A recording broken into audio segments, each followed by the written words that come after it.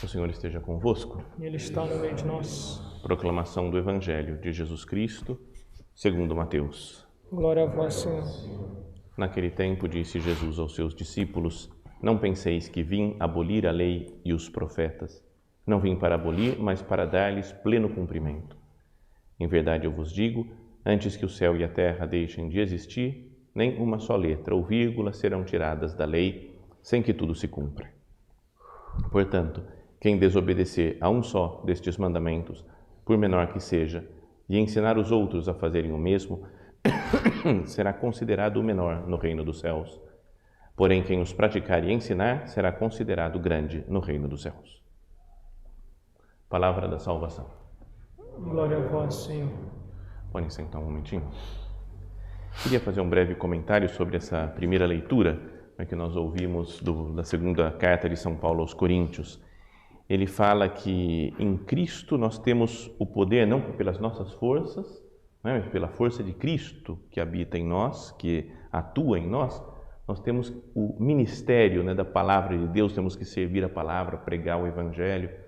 E faz essa comparação, que se o ministério da morte, gravado em pedras com letras, lá no Antigo Testamento, foi cercado de tanta glória que os israelitas não podiam fitar o rosto de Moisés por causa do seu fulgor, ainda que passageiro.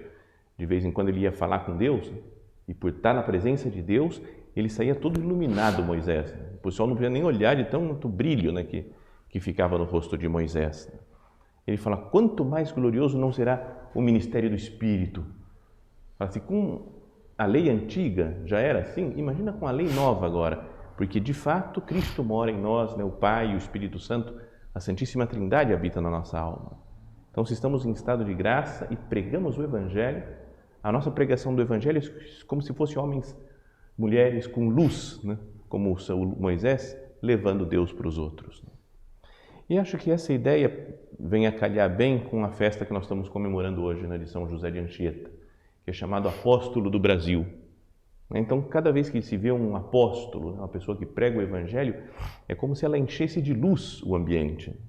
E ele encheu de luz o nosso país, fez crescer o cristianismo aqui. Não só ele, mas outros personagens também, que a gente aprende nos livros de história.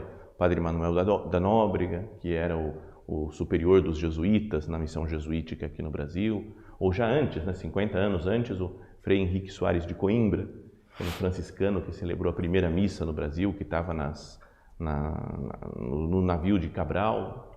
Então, todos esses, que nós pensemos nesses primeiros que nos pregaram a fé, e pensemos uma coisa que é preciso agradecer a Deus que tem enviado esses homens para cá. Senão, o que seria de nós, do Brasil, sem o cristianismo, sem o catolicismo? Então, depois, sentir que nós não estamos distantes deles, não são apenas personagens dos livros de história, porque em Cristo estamos todos unidos. Eles comungaram, nós vamos comungar hoje. Cada vez que uma pessoa comunga, ela se une a Cristo e se une a todas as outras pessoas que já comungaram ao longo da história. Então eles fazem parte da nossa vida, esses personagens que aparecem nos livros, como São José de Anchieta. E depois a outra coisa é pensar, será que eu não devo continuar essa missão apostólica deles? Continuar pregando a palavra de Deus.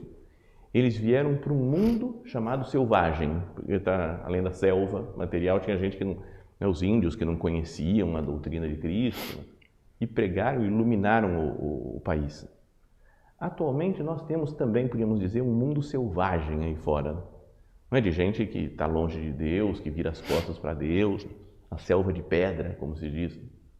Então, que nós, inspirados no exemplo desses primeiros missionários, nós também queremos ter esse ministério do Espírito. Nós vamos brilhar também pela santidade para levar Cristo para o mundo que nos rodeia. Louvado seja nosso Senhor Jesus Cristo. Para sempre seja louvado.